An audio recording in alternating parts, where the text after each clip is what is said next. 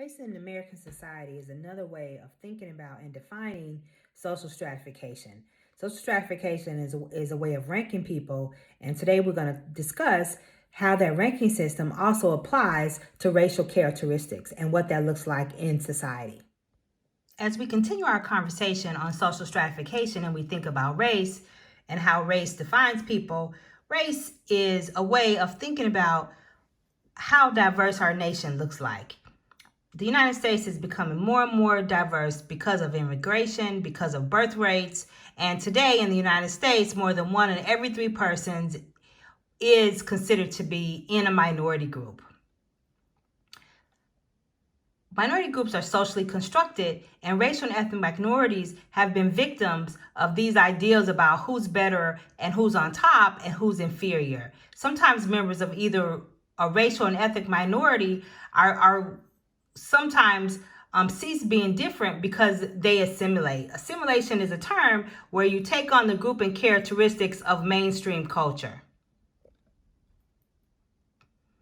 Racial minorities are different than ethnic minorities. Racial minorities are groups of people who share inherited characteristics such as eye color, skin color, hair texture. Ethnic minorities, on the other hand, share cultural features such as language, religion, national origin, those kind of things. And those differences really play out in what it looks like in American society.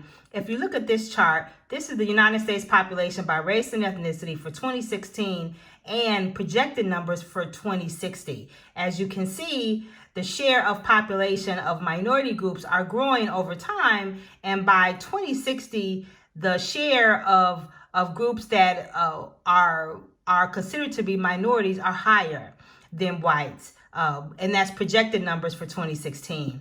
When you think about just the whole concept of how what are the definitions of race and ethnicity, Max Weber separates the two by thinking about ethnicity as being a belief in a shared descent compared to race. Race is a concept, and we like to, as sociologists, we like to say race is socially constructed because it's this context of how common characteristics are said to be in certain categories, but those categories are socially defined. That is, they're defined by society and how society looks at that. And again, ethnicity is cultural characteristics, whereas race is supposed to have biological characteristics, but really the biological characteristics really have more to do with where you come from than the way in which society has determined which race you belong to. So which one matters more? Race has historically mattered more in the United States because of how our society is set up and how different racial and ethnic groups have different access to power and resources. Being white rather than being black really makes a difference in American society. So this whole social construction of race is this way of thinking about, is race real? It's not real in a biological concept, only in the sense that people have inherited different genes, and the genes in which they've inherited have more to do with where they come from as opposed to what racial group they belong to. So in that sense, race is not real, but it's very real in terms of how society has treated people. And that's what scientists have continued to prove over and over again, that the term race is pretty arbitrary, and scientists like to talk about that it really has outlived its meaning because it doesn't have a true biological context. The term race has been applied very arbitrarily and has been used to classify humans into all these different racial groups, and these racial groups were said to have biological differences, but the differences that racial groups have more to do with their ancestors and the genes that they've inherited more than what they actually look like. So this, however, despite that, there is a myth that abounds in our society that racial superiority has everything to do with skin color, and those who are brown are somehow not as smart and don't have the same outcomes. And the problem with this myth of racial superiority is that it has been used as a tool of domination, and it's been used to justify discrimination against groups. And that's where we see the biggest differences between what race means in society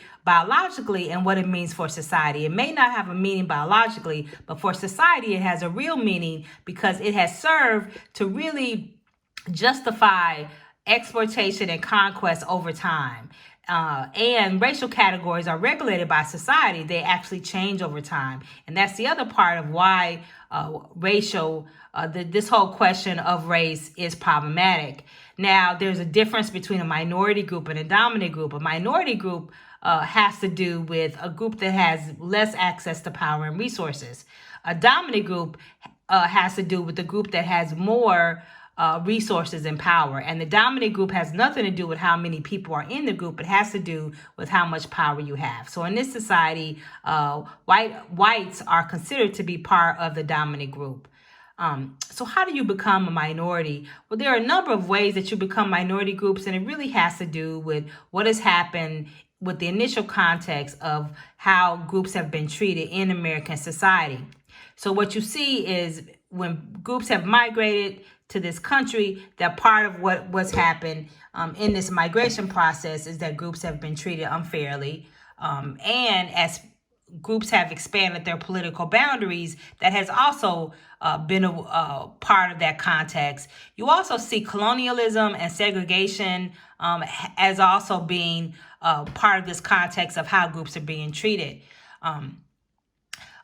Examples of internal colonialism have to do with slavery and apartheid are examples, as well as segregation. When groups were segregated in this country, groups were segregated by race up until the famous Brown versus Board of Education in 1954. And that's when you saw racial groups were segregated by race, and that ended up really, really disadvantaging minority groups. So when you think about just this whole pattern of what group relations and how groups are treated over time, there's this whole pattern of ways in which groups have been treated. Genocide is one important way. That's when a dominant group tries to destroy the minority group. Genocide is also what happened with Native Americans in this country.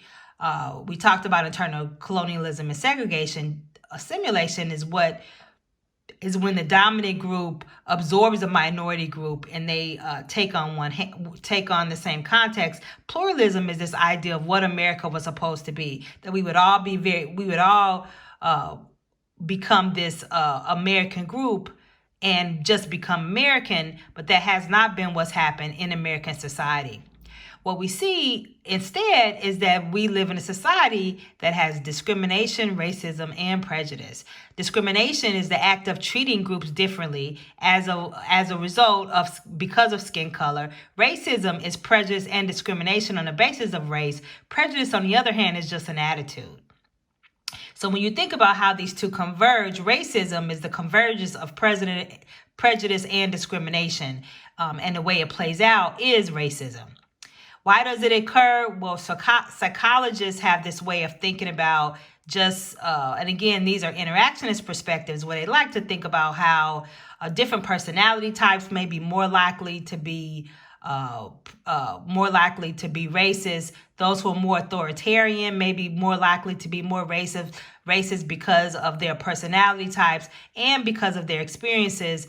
They also, symbolic interactionists also look at how labels affect perceptions and prejudice, and that they often become self-fulfilling prophecies. When you define people as being criminals, people treat them that way because of stereotypes that underlie prejudices. So stereotypes become a big part of how stereotypes create prejudice attitudes towards people. Functionalists, on the other hand, again, look at how society is organized and how that organization plays out as it relates to minorities.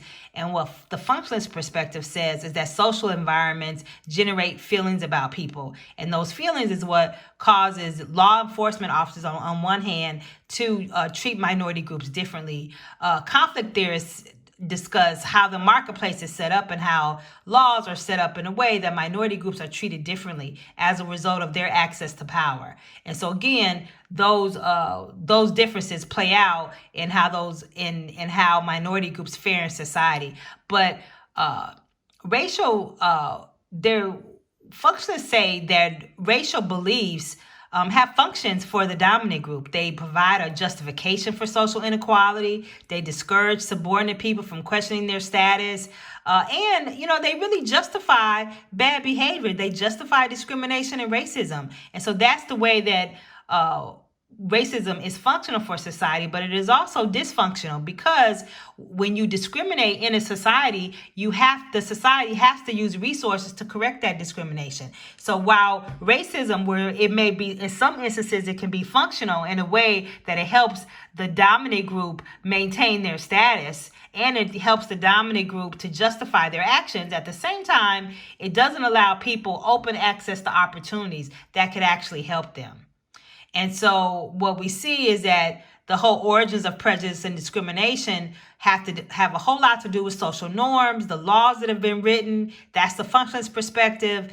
And stereotyping. Stereotyping has a whole lot to do with the social interactionist perspective and how people are treated. Institutional discrimination is the way in which institutions, because of how they're organized, automatically discriminate against people because of their racial category. And we see this happening in education and housing and employment and in the criminal justice system. And education is really, really a huge part of that. Educational discrimination has long been part of our system, but as a whole, what we see is that race has been a salient factor in American society.